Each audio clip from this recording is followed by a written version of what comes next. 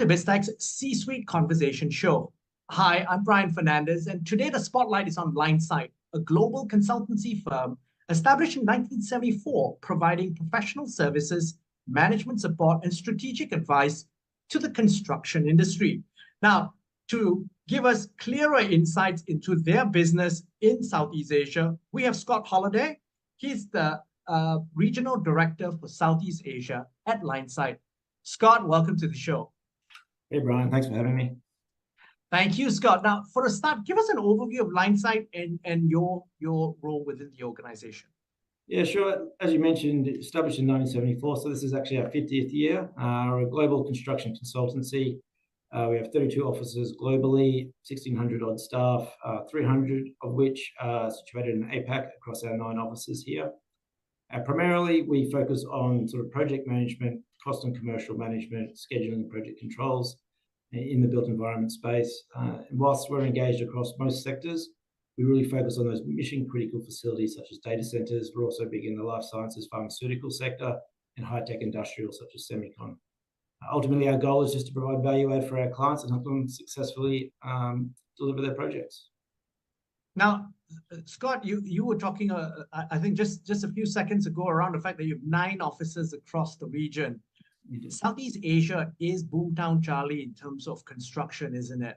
Absolutely. Give us a sense of the market across the region. Yeah, look, Southeast Asia, I guess, is being kind of seen as a central hub traditionally anyway, right? Really focusing on connecting the globe to each other.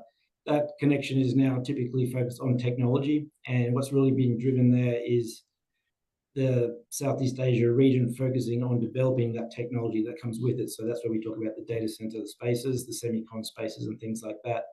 So at the moment, we're seeing exponential growth in Southeast Asia, really focus on that technology drive in the region. And we can talk about things such as AI as well, which is really driving growth throughout Southeast Asia. Now, this growth is also, I mean, it's fortuitous as well. Besides all the good economic reasons for investing in Southeast Asia, the construction in that area is also being driven by geopolitics. So the move out of China, isn't it? What are you seeing, particularly with your consultancies, in terms of construction with, as you said, the data center business as well as the semicon business? Yeah, there's a lot of factors that go into that around data sovereignty, as well as just cost to build. If we look at places such as Singapore, it's only so big. So Singapore's traditionally been seen as a hub for the data center space in various sectors. We're now seeing the need to diversify, or our clients are seeing that need to diversify in the region as well. I mentioned AI briefly there. That's really driving exponential growth in that sector for DC. So we're seeing places like Johor Bahru and Johor generally in Malaysia really grow, Kuala Lumpur as well. And we're also looking at really more emerging markets around the Philippines, Thailand, places like that, which traditionally haven't been seen as high-tech locations in the DC space, are really becoming into focus now. Okay, I want to zoom in then on Johor and Malaysia in general. Obviously, and in the Johor sector, obviously, proximity to Singapore has a lot to do with that. And the fact that there was a moratorium on data center construction in Singapore. Give us a sense of why Johor is such an attractive location and some of the names that you're working with in Johor. Yeah, absolutely. Look, I have to be careful around certain names. Confidentiality is very strong for us here, but there's a lot out there in the public as well. So the big cloud providers are obviously looking there. Around benefits for Johor, I think the obvious ones is land availability, as you mentioned. So Singapore is obviously quite restrictive. There was a moratorium while they sort of established what's sort of driving them here. So land availability, cost of construction generally as well is cheaper there. So they're still getting the benefits more or less of Singapore, albeit just across the way in Johor. What we are seeing, I guess, as well, is mention of that special economic zone to be established between the 2 locations. I believe that the details of that are still being ironed out, but that's all about creating ease of business. So I think globally, not just Southeast Asia, we're seeing a few difficulties around things like labour availability, skilled and unskilled labour. So this will kind of help, I think, make business a lot easier and kind of mitigate a few of those issues as well. Now, Scott, let me have a deep dive for the audience really to understand in terms of, yes, there's a lot of hype around data centers, but and I'm from the technology industry, so these jobs that go into data centers. I mean, there's only 30 to 50 jobs per data center itself.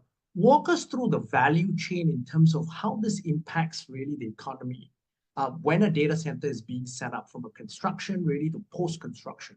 Yeah, so our focus primarily on construction. What we're seeing is large campuses being constructed. So there's hundreds of contractors being engaged, as well as a broader stakeholder pool, design teams, consultants, and the like. So it really is a big driver for employment during that period. And again, these programs go for 5, 6, 7 years, longer in some cases, really providing a strong economic boost to the local population. Like I said, it's bringing that international funding in country as well. So we're seeing the large cloud providers that may be in various countries centralizing, again, say Johor, bringing a lot of money into that location for the build. But what and let's zoom in on Johor, because more than 20 projects are now on the way in Johor, with a couple more in the pipeline. Isn't that going to have a strain then on supply chain, material costs, and of course labor costs in the market, because you've got all this influx all of a sudden? Yeah, absolutely. And that's where I feel something like the SEZ, the Special Economic Zone, is really going to enhance collaboration. I think collaboration is the key word here, that may have typically not been seen in the region too much, probably not seen between many countries, to be honest.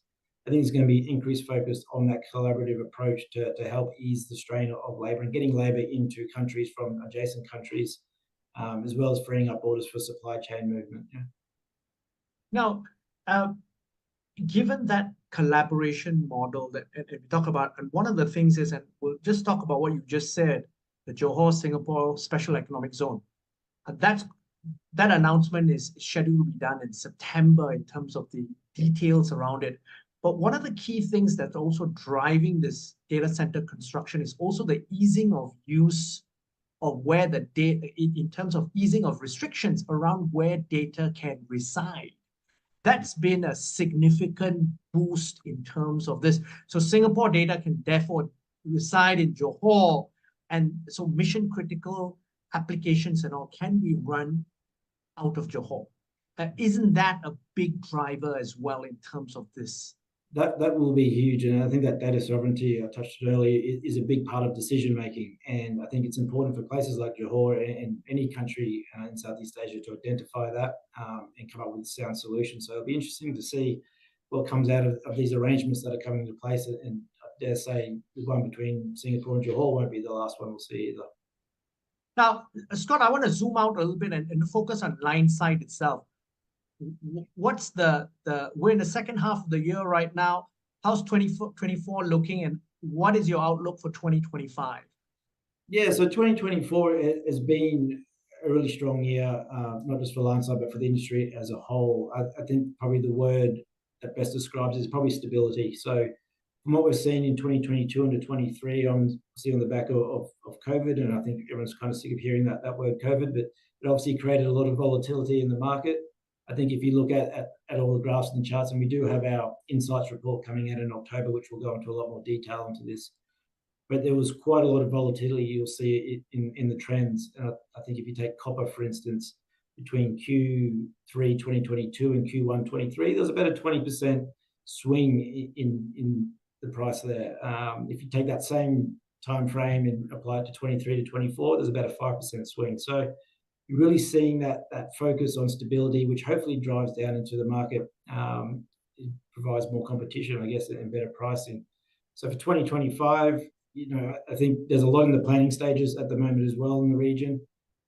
Again, I'll lean back onto AI and the impact it's having on data centers. A lot of that planning is in place right now. People are sort of understanding the technology that goes into these new initiatives and sustainability aspect, and then how can they drive that forward. So I think 2025 is going to see a lot of activity in the region. And again, I think we're going to see quite a bit of that in these emerging markets. So then in your planning, in scenario planning, Scott, as a leader in the region, what are some of the dark clouds that potentially, or black swans that you're probably watching out for? I mean, we've seen the back of COVID, but that was a black swan event of monumental impact. Absolutely. What are you seeing potentially that or you're telling your 300 folks in the region to watch out for? Yeah, so the obvious one is labour, as we touched on. So the demand is far outweighing the supply of labour right now. So it's people have to kind of get really innovative, and like I said, collaboration I think will play a big part of that, of how we can solve that problem. So the other part is the technology going into data centers, for instance, especially when we start talking sustainability. That's still very much in the works, and people are sort of trying to understand new initiatives and new approaches to hit some pretty aggressive targets. Again, that needs skilled labour in country, in emerging countries that may not have it on the ground. So it really does fall back to the labour. There's obviously some issues around resource availability, whether it's water or power in certain locations. Again, I believe collaboration between the region will really help mitigate a lot of this. But yeah, it's going to be interesting times ahead of how a few of these speed bumps can be handled. Scott, I want to ask you then, I want to zoom in on sustainability. Now, these data centers consume, and you said, lots of water, lots of power. Yes, there's a lot of noise around sustainability, but there's a lot of impact. How are you as a consultancy helping your clients reduce their carbon footprint and be more sustainable? Yeah, so there's many things that we can play. So there's carbon accounting is a big part of the early stage. So we kind of understand different design and build methods and how that impacts their carbon footprint. I think outside of that, we work very closely with broader design teams to understand sort of how technology is advancing and how that can be best offset. But yeah, look, it's absolutely a challenge in the sector, right? So sustainability and data centers never really went hand in hand until now. And again, Singapore's put a big focus on that. And look, it's really interesting to see where people go through different cooling systems. We're seeing a lot of on-site power generation proposals going as well, and how that can be all wrapped into a sustainable model. And you talk about sustainability, and I want to zoom back into Malaysia. One of the ways, and Singapore for that matter, one of the ways that Singapore is obviously trying to do it is to buy renewable energy from out of Singapore. And one of the areas they're talking to is Sarawak in Malaysia, in East Malaysia, around hydroelectric power. What are your thoughts on this? Are you advising some of your clients as well to tap into that potential opportunity? Look, everything's on the table at this stage. We don't have a preference per se in which route they go. We're looking for the best result, and it's very much a horses for courses situation. So there's no one size fits all approach here. But we work with people that are far more technically, I guess, knowledgeable in the sustainability practices. So we work closely with them to kind of understand the best solution for the client in their specific situation. Scott, it's been a great conversation. We've, I think, been enlightened a lot on this business. But before we leave, any final thoughts you'd like to leave the audience with? Look, I think it's very exciting times ahead in Southeast Asia. I think how we see things evolve in the emerging markets and broader Southeast Asia is going to be unprecedented as far as the growth and scale that's going. And I think as Linesight, we're really looking forward to supporting not just our key clients, but new clients in the area to successfully deliver their projects. Scott, thank you very much for taking your time to be on the show. It's been a pleasure. All right. Thank you, Brian. Appreciate it. Now, we've been speaking to Scott Halyday. He's the Regional Director for Southeast Asia at Linesight. I'm Brian Fernandez, and you've been watching and listening to Biztech's C-Suite Conversation Show. Now, this interview will be on our website, www.biztech.asia, as well as our syndication partners, TV stations, radio stations, and websites. Thanks a lot for tuning in.